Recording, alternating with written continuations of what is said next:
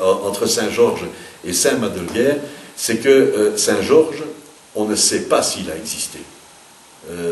On n'a jamais... Bon, il y a des éléments, comme ça, mais on n'a jamais pu l'identifier et on ne sait pas s'il a vraiment existé. Par contre, Madelguer, lui, on sait qu'il a existé. Donc, il y a des éléments qui le prouvent, qui le démontrent, etc. C'est quand même une grande différence. Alors, je vous ferai remarquer que le dragon non plus, on ne sait pas s'il a existé. Mais enfin, c'était... Alors, ça ne pose pas de problème. Donc, je prends ce texte qui date du XIe siècle. Entre la vie de Waudru et de Madelguer, il y a eu plusieurs vies qui ont été écrites à propos de Sainte Waudru, à propos des filles de Madelguer et Waudru, mais c'est la première que l'on voit entièrement consacrée à Saint-Vincent, à Madelguer. Il y a eu des éléments rédigés dans les autres vies, et on va les retrouver ici, mais transformés. Je vais vous expliquer. Le texte est précédé d'une préface à la vie du bienheureux Madelguer qui, après sa conversion, fut appelé Vincent. Alors, ceci, ça nous donne déjà quelques renseignements. Tout d'abord, le mot bienheureux. Le mot bienheureux, il traduit le mot sancti, ce qui démontre que le caractère saint de Madelguer est établi. Donc, au XIe siècle, quand le biographe ou l'agiographe écrit la vie de Saint-Vincent, il utilise déjà le terme de bienheureux, et qui traduit bienheureux dans la traduction française, qui traduit le terme latin sancti, donc la sanctification paraît bien établie. Dans le sous-titre suivant, bienheureux ne traduit pas sancti, mais beati, donc voilà, on aurait peut-être pu mêler les deux. Le mot conversio est important aussi parce que la conversio, c'est pas la conversion, c'est pas simplement comme on dirait maintenant le fait de je vais me convertir, je vais pas dire au christianisme puisque j'ai déjà, mais enfin je vais me convertir au, faire attention monsieur, donc je vais dire autre chose, je ne sais pas moi, au protestantisme, au bouddhisme, enfin tout ce qu'on veut. Ça, c'est pas ça. À l'époque, la conversion, c'est vraiment faire un renversement dans sa vie, c'est vraiment faire les vœux de chasteté, c'est vraiment quitter la vie séculière, c'est vraiment se vouer à Dieu. Donc, quand on dit dans le titre que Madelguer, après sa conversion, s'est appelé Vincent, ça signifie que pour le biographe au XIe siècle, Vincent, Madelguer, a vraiment fait cet acte de conversion. Il a quitté la vie séculière, il a consacré ses biens à un monastère, il a consacré sa vie à Dieu. La vita prima, donc la vie première, met donc d'emblée en évidence que Madelguer, effectivement, à un moment donné, a bien changé de vie. Alors, à son instigation ou à celle de sa femme? Alors, vous verrez que je reviens souvent avec cette question-là. Je vous le dis tout de suite, ne pensez pas que c'est parce que ça m'obsède. C'est parce que c'est un point essentiel à ce moment-là. Et un texte hagiographique, donc un texte qui rapporte la vie d'un saint, n'est pas un texte qui raconte n'importe quoi. Ça, c'est fort important. C'est un texte dans lequel il y a, je ne vais pas dire des vérités, ce n'est pas des vérités mathématiques ou arithmétiques dont on parle, mais il y a des éléments qui sont repris, qui sont constitutifs des difficultés de la vie d'alors. Vie religieuse, vie politique, vie en société, etc., etc. Et donc j'en reviens à cette question dont vous verrez que petit à petit on va la retourner sous toutes les coutures, cette question-là. Est-ce que c'est à son instigation ou à celle de sa femme? Enfin, Madelguer, qui fut appelé Vincent, c'est une des formulations du texte, insiste sur le fait qu'il s'agit de la même personne. Une même personne qui a porté deux noms successifs. Madelguer, et puis après sa conversion, Vincent. Et donc, il faut faire bien attention, on ne doit pas appeler le Madelguer d'avant la conversion Vincent, et vice-versa. Alors, il est né à Stripy, je vous l'ai dit.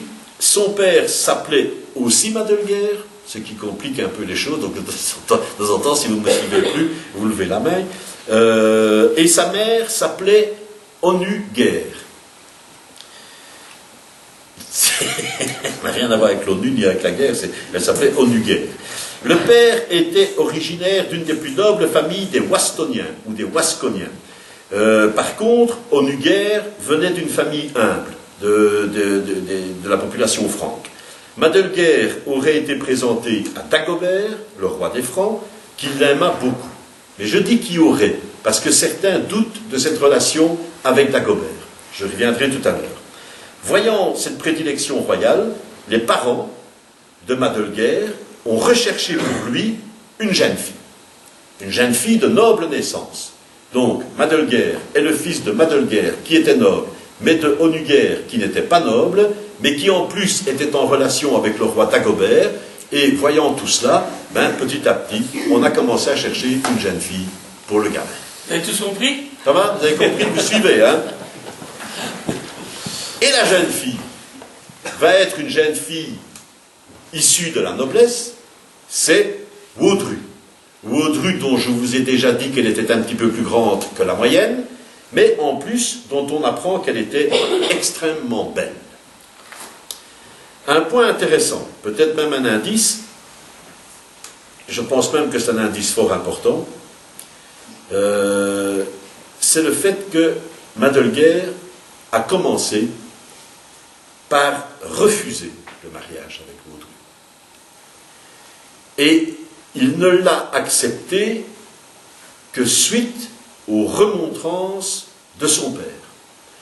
Et son père lui a remonté les bretelles en lui rappelant l'importance d'assurer la reproduction de la lignée, la transmission des biens, des propriétés et des serfs, donc des esclaves, à la descendance. Donc, on lui trouve une très jolie fille, Wodru, très riche, bonne famille, bien sous tous les rapports, et Madelguer, la première chose qu'il fait, c'est qu'il fallait déjà oser, puisque bon, à l'époque, son père avait quand même l'autorité paternelle, maintenant ça a changé, et il lui dit non. Il dit non, je ne veux pas. Son père lui remonte les bretelles et lui dit, tu dois penser à la reproduction de la lignée. Il faut garantir la descendance pour que l'on puisse transmettre les biens, les propriétés, etc., etc. Ayant entendu ces arguments, Madelguer accepte. Et alors, écoutez la phrase, elle est très brève, très laconique, et après avoir offert un anneau à la jeune fille, il lui donna une baise et lui tendit une chaussure.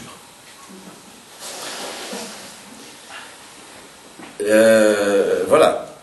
Dans le commentaire qu'il donne du mariage d'Aldecomte, organisé par Bertil, un auteur, Jean Emdin, je pense, Eudin, dit que le don de la chaussure, c'était une vieille pratique. Voilà, c'est tout ce qu'il a pu trouver. En tout cas, il y a une chose de sûre. Cette histoire de chaussures données, tout ceci c'est avant Cendrillon, donc ne confondons pas, est un geste peu fréquent.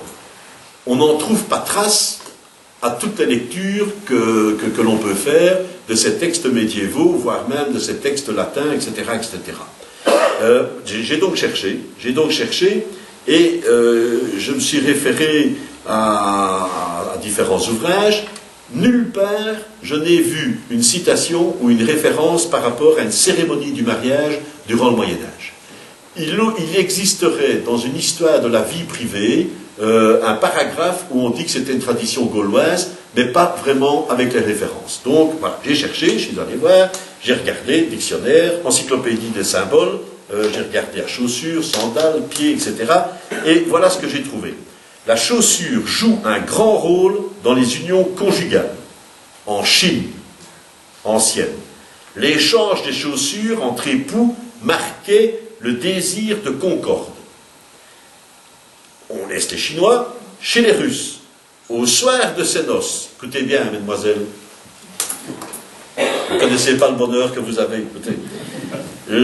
Chez les Russes, au soir de ces noces, la mariée, devait déchausser son mari et trouvait dans une des bottes de l'argent et dans l'autre botte une cravache. Et c'est ainsi qu'elle scellait, par son choix, son destin conjugal de femme comblée ou de femme battue. Voilà, ça c'est la tradition. On ne fait plus à la tradition. Il y a tout qui se perd.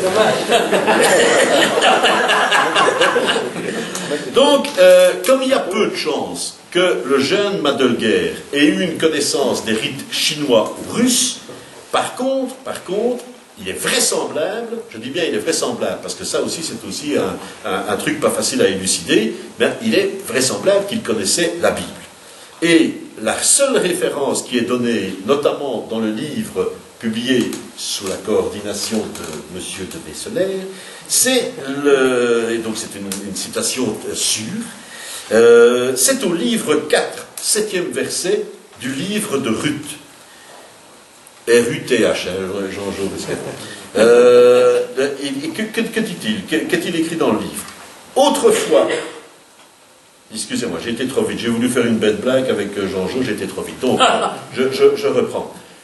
La seule référence que l'on a, en dehors de ces citations chinoises, russes, etc., c'est un passage de la Bible.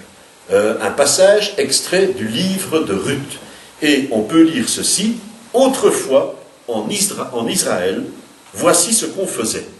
En cas de rachat et en cas d'échange, pour valider toute affaire, l'un ôtait sa sandale et la donnait à l'autre. Telle était la façon de témoigner en Israël. Alors, je n'ai pas pu vérifier, je chercherai, je continuerai à chercher, et si vous le trouvez quelque chose, vous me le direz. Je n'ai pas pu vérifier si c'était courant chez les Mérovingiens. Mais en tout cas, je n'ai rien trouvé dans le dictionnaire des symboles que cette référence. J'ai essayé dans d'autres ouvrages, même chose. Et donc, elle m'inspire deux remarques. Tout d'abord, il y a une référence explicite à Israël. Nous sommes dans l'Ancien Testament, bien entendu. Nous sommes dans l'Ancien Testament. Mais, au XIe siècle, quand le biographe écrit ceci, et même si on recule de quelques centaines d'années, au moment où a lieu le mariage, au moment où Madelguer dit non à Vaudru, et puis que finalement, parce que son père lui a dit « ce à quoi tu dois penser, c'est la lignée, c'est assurer la descendance », et que Madelguer ne trouve rien de mieux de se tourner vers la fille et de lui donner une chaussure. Il y a quand même, à ce moment-là, à cette époque-là, il y a quand même, je l'ai dit, j'en ai touché un mot, je ne vais pas encore le répéter pour ne pas susciter les réactions, mais je pense que le mot Israël est quand même lu d'une autre façon. Mais je n'insiste pas sur cet aspect-là. Par contre, il y a une chose qui est sûre. Il y a une chose qui est sûre et certaine. C'est que par ce geste, Madelguer, et la traductrice du livre dit aussi que c'est surprenant, les autres références que j'ai trouvées dans un autre ouvrage disent aussi que c'est vraiment étonnant ce bazar de chaussures. Eh bien, Madelguer, par ce geste, il fait quelque chose qui est, comment dire, je ne dis pas qu'il manifeste sa mauvaise humeur, mais en tout cas, il montre quelque chose. Il montre que ce qui est occupé de se passer, c'est un mariage d'affaires, c'est un contrat. Bonjour monsieur. C'est un contrat. C'est pas un mariage d'amour. Il est occupé de montrer, il prend la chaussure, comme c'est écrit dans la Bible. Dans la Bible, il est écrit que lorsque l'on donne sa chaussure à l'autre, c'est précisément pour montrer qu'il y a un contrat et qu'on respectera le contrat. Et donc il prend sa chaussure, je ne sais pas si par hasard il avait lu ce passage-là, je ne sais pas si quelqu'un lui en avait parlé, mais en tout cas, le fait de donner sa chaussure est un acte contractuel. C'est dire, ok, avec ceci, tu prends possession, tu mets le pied sur mes territoires à moi. Et on s'entend. Et elle donne. Donc, il y a une monstration du fait qu'il se marie, je ne vais pas dire parce qu'il faut bien, mais enfin, quand même, son père l'a obligé de le faire, quand même. Donc, voilà. À ce stade, je vais ouvrir une parenthèse pour insister sur quelques difficultés méthodologiques, sur quelques points de méthode. Tout d'abord, je vous l'ai déjà dit, vous avez pu le comprendre, ce n'est pas simple, et les exégètes ont vraiment beaucoup de mérite, c'est pas simple d'arriver à se retrouver entre les dates. Le mariage se passe à tel moment, mais la vie est écrite après. Et elle est donc écrite dans un autre contexte que celui au cours duquel ont eu lieu les événements. Ça veut donc dire quoi? Ça veut dire que lorsque l'écrivain, l'auteur, le biographe, la géographe fait intervenir des événements dans son texte, ce n'est pas forcément à la problématique de Madelguer qu'il répond, c'est peut-être à la problématique de l'époque qu'il connaît, et donc de l'époque du XIe siècle. Ça, c'est important. Donc, c'est pas facile. Donc, problème de datation pour savoir... alors, j'ai dit tout à l'heure cette histoire du livre de Ruth, et du fait que Madelguer connaissait probablement la Bible. Oui, d'accord, mais quelle Bible? Parce que là aussi, il y a une évolution du texte. Le texte biblique qu'on peut aller acheter chez Scientia à Mons n'est pas du tout celui qui a commencé à émerger petit à petit. Il y a eu plusieurs traductions, il y a les Grecs, il y a la traduction latine, il y a la Vulgate, enfin il y a tout ça. Donc, commencer à dire c'est ceci, c'est pas ça, ce n'est vraiment pas ça. Voilà. Bon. Ce n'est pas simple. Donc ce point-là, il faut vraiment le garder en tête. Alors, on se retrouve donc, je vous l'ai dit, dans un contexte qui est celui d'une religion devenue religion officielle, avec des responsabilités au niveau de l'organisation de la cité. Organisation politique, économique, sociale, culturelle, intellectuelle, artistique, familiale, personnelle, sexuelle. Je crois que ça vient du dessus.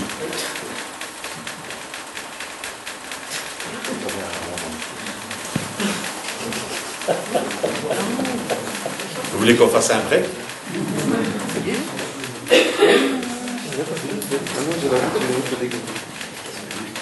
Ça a l'air de se calmer.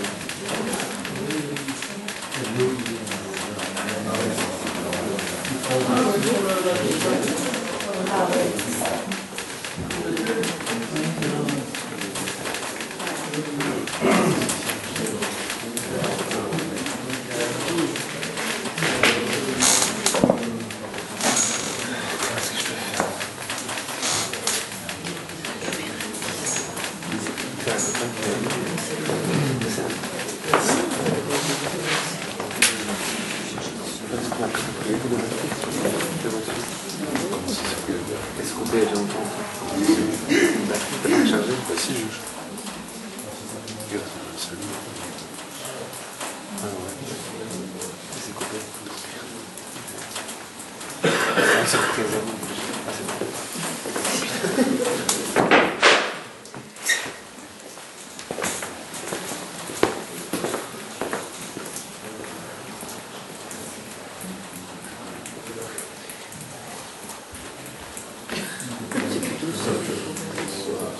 La prochaine fois, ce sera une conférence sur l'arche de Noé.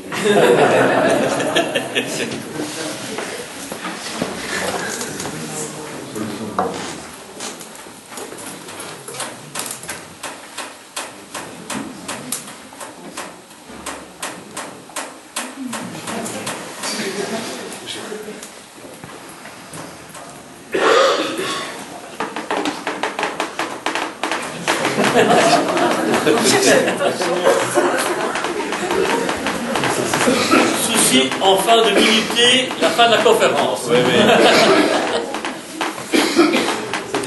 Dis Gérald, et la province, qu'est-ce qu'elle fait pour les bâtiments? Avec un alerte inondation.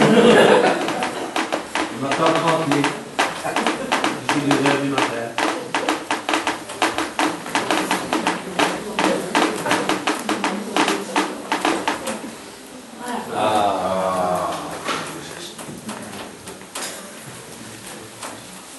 Vas-y, Richard. Bonne idée. Voilà.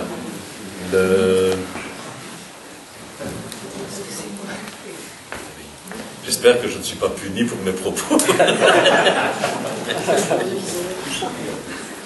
Et donc, voilà. Donc, j'essaie de reprendre. Je vous ai dit qu'il faut être, lorsque l'on étudie ce genre de texte, il faut être très très attentif aux dates et à la datation qui n'est pas simple à réaliser. Et donc les exégètes ont énormément de travail, mais il faut toujours avoir en tête le fait qu'un texte qui raconte quelque chose a probablement été écrit dans un tout autre contexte.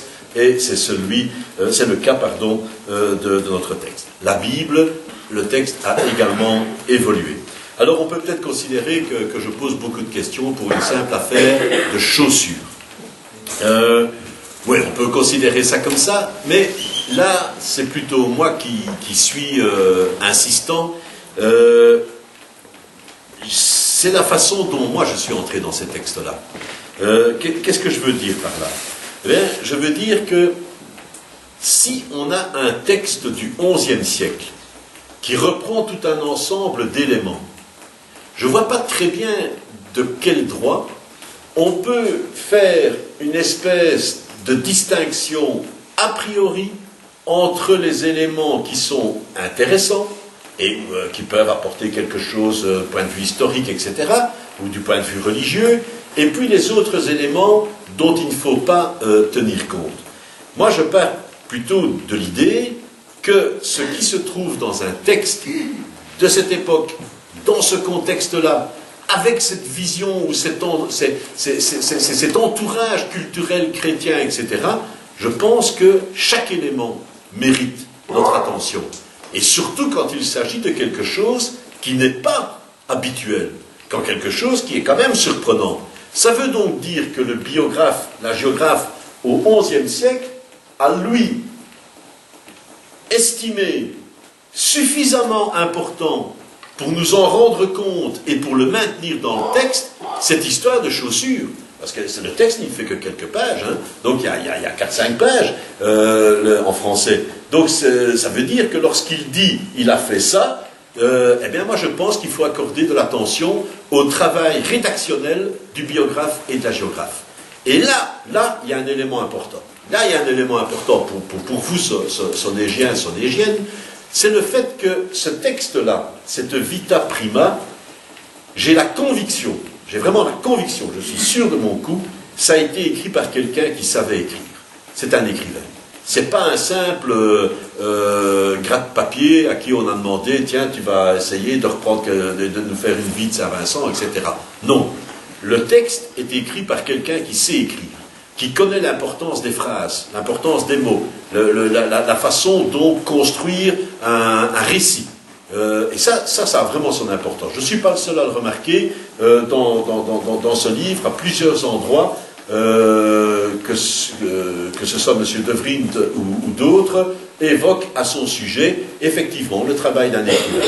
Si c'est le travail d'un écrivain, si c'est le travail de quelqu'un qui sait écrire, on ne peut pas mettre de côté purement et simplement, comme étant une anecdote comme ça, le fait que dans un texte de 3-4 pages, que tout le monde va lire, que ses supérieurs vont lire, ses supérieurs l'ont lu, le texte a été commenté, donc il va devoir rendre compte de ce qu'il a écrit. On ne peut pas considérer que cette histoire de chaussures, c'est simplement un gadget qu'il a mis comme ça. Non. Il y a quelque chose à lire dans ce texte. Donc c'est la raison pour laquelle j'ai essayé de trouver, j'ai cherché, et voilà, cette référence à la Bible et au livre de Ruth, il n'y a rien à faire, c'est comme ça. Lorsque quelqu'un donne une chaussure à l'autre au moment d'un mariage, c'est le fait de dire, avec ça, je reconnais qu'on a fait un marché d'affaires. Je reconnais qu'on a échangé nos biens, on a échangé notre propriété. C'est un geste d'appropriation des territoires et des biens qui appartenaient à la famille Madelguer ou à Madelguer lui-même. Donc voilà. Un autre élément maintenant, un autre élément sur le fait de dire, oui, mais enfin, dans ces textes, il y a des choses qui sont quand même à la grosse louche. Hein. Oui, mais attention, à la grosse louche, ou qui nous paraissent un peu parfois absurdes, ou dérisoires, ou moins intéressants, etc. Oui, pour nous, aujourd'hui, début 21e siècle, ou fin du 20e, ça dépend quand on a lu, etc. Mais il faut bien vous mettre dans la tête, il faut bien vous mettre dans l'esprit, lorsque l'on lit ce genre de texte, que le Moyen-Âge n'est pas rationnel. Le Moyen-Âge vient avant les grands moments de la rationalité européenne, les grandes étapes, etc. C'est un travail considérable qui a été mené notamment par des gens comme saint Thomas d'Aquin, etc., pour arriver petit à petit à aboutir à quelque chose qui ressemble à la raison. Le Moyen-Âge n'est pas rationnel. Le Moyen-Âge a une autre vision. Moi, je m'en suis rendu compte quand j'ai travaillé sur Saint-Georges et le dragon. Je vous ai dit tout à l'heure en plaisantant, le dragon non plus, il n'existait pas. Il n'existait pas pour Richard Miller à Mons au moment où j'ai écrit ça. Mais au Moyen-Âge, le dragon, il existe le dragon. Il est une créature qu'il est possible de rencontrer. Il faut bien vous mettre aussi, lorsqu'on étudie ce genre de texte, il faut aussi bien vous mettre dans l'esprit ou dans la position qui était celle des habitants de notre région à l'époque. Il existe un magnifique livre, c'est un petit bouquin, un beau petit bouquin, qui a été publié par un professeur d'histoire, je crois, italien, qui a été repris par l'Université de Bruxelles, qui s'intitule « Les paysages de la peur ». C'est un petit livre de poche, c'est magnifique, parce que lui, pour la première fois, en lisant ça pour la première fois, je me suis mis dans la peau des gens qui vivaient ici à cette époque-là.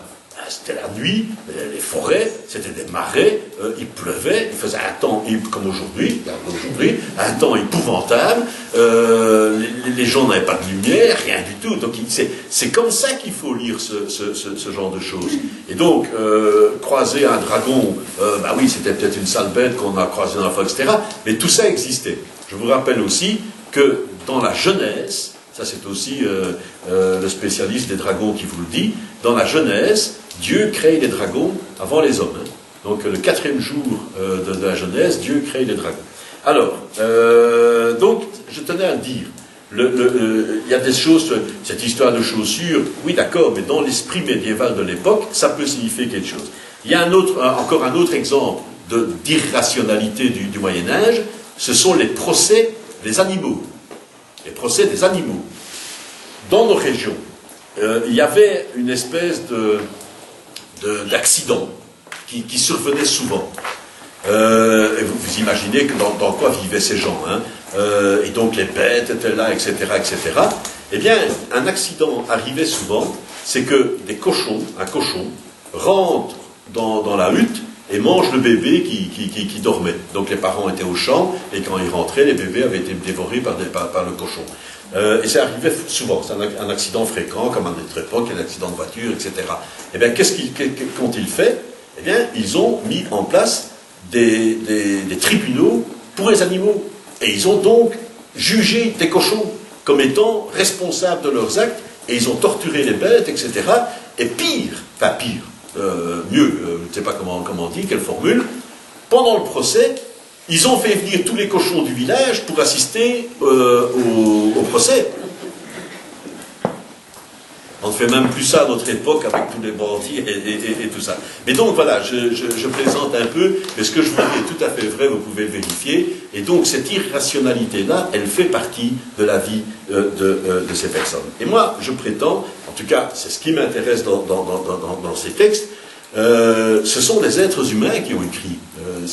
Le biographe est un être humain, avec des passions, des émotions, et tout cela, on peut les retrouver sous leur plume. Alors, ici, encore un mot aussi pour justifier l'intérêt des quelques éléments que j'ai repris, l'auteur lui-même le dit à un certain moment. « Je prie enfin ceux qui me liront d'accorder foi à mes propos, sans penser que j'ai écrit des mensonges, car j'aurais préféré me taire plutôt que de mentir. » Donc, voilà, il prend quand même la précaution oratoire au début de dire ce que vous allez lire de la vie de Saint Vincent, moi je vous garantis que c'est ce qui s'est passé, j'ai mes sources, on m'a rapporté des choses, j'ai lu la vie de Sainte Baudru, la vie de Sainte Adelbonde, etc. Et donc je peux vous dire que je n'ai pas menti. Donc, il lui a bien remis une chaussure comme cadeau le jour de son mariage. On peut donc considérer que l'histoire de la chaussure, il ne l'a pas inventée. il en a au moins, donc le biographe en a au moins entendu faire le récit. De là à considérer que Madelguer ait accompli le geste, ben, il y a un pas à franchir. Mais on ne voit pas très bien pourquoi il ne l'aurait pas fait, puisque on ne voit pas pourquoi, entre le 7e et le 11e siècle, quelqu'un aurait inventé cet épisode. Et donc, retenons bien cet élément-là. Retenons bien le fait que, au moment même du mariage, Madelguer, n'était pas très chaud. Une formule un peu bête, mais donc il n'avait pas fort envie de se marier. Son père l'a obligé, et le jour même du mariage, il dit oui, il donne une bise à la fille et lui tend une chaussure en signe du contrat qu'ils viennent de passer.